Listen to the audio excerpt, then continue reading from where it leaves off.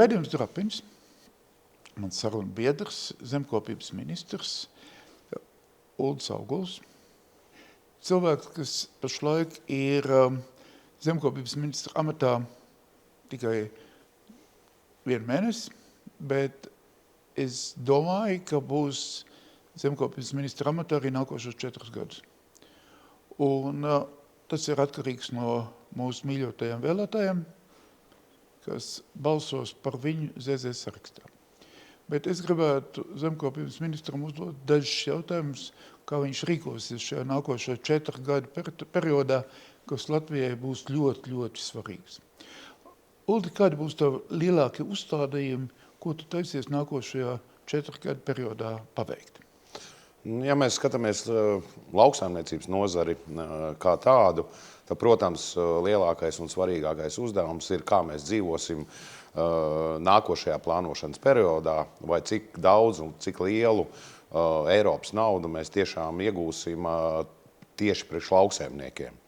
Jo tas Eiropas komisijas šī brīža piedāvājums ir tāds droši vien Eiropas ierēģņu līmenī izdomāts, kas nav atbilstoši tam, ko mēs vēlamies, lai mēs būtu konkurentspējīgi Eiropas Savienībā, un tas, kas būtu nepieciešams mūsu lauksaimniekiem. Protams, lai mēs varētu attīstīties, būt kopējā Eiropas tirgū uz līdzvērtīgiem nosacījumiem, līdzvērtīgiem principiem, tad mums šim atbalstam ir jābūt tādā līmenī, kāds tas ir visā Eiropas Savienībā, visās dalībvalstīs kopumā.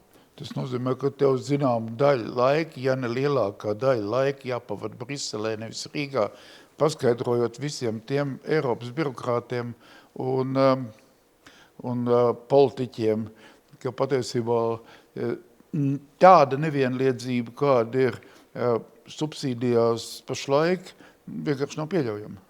Jā, ja atceries, mēs stājāmies Eiropas Savienībā, un mums visiem solīja, ka mums šie maksājumi visiem būs vienādi un izlīdzināti.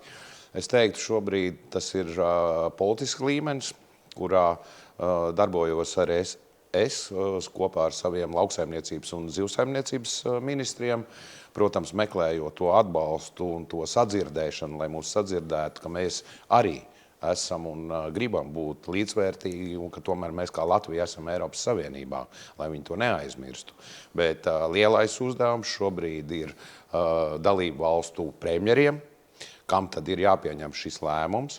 Manuprāt, ja mēs neesam, tas piedāvājums nav mums uz līdzvērtīgiem pamatiem, tad ir laikam tas brīdis pienācis, kad vienalga, kurš būs premjers vai tas būs no kāda politiskā spēka, viņam ir jāizmanto savas veto tiesības, ja mēs neesam uz līdzvērtīgiem principiem.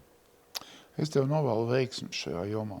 Es tev novēlu, lai tev ar viņiem būtu līdzvērtīgi, spēcīgi saruna un tev pietiktu. Tavs dūri, ko uzlikt uz galda, būtu pietiekami jaudīgi, un mēs varētu agri vai vēl nonākt līdz līdzvērtīgai sarunai par mūsu subsīdijām mūsu zemniekiem.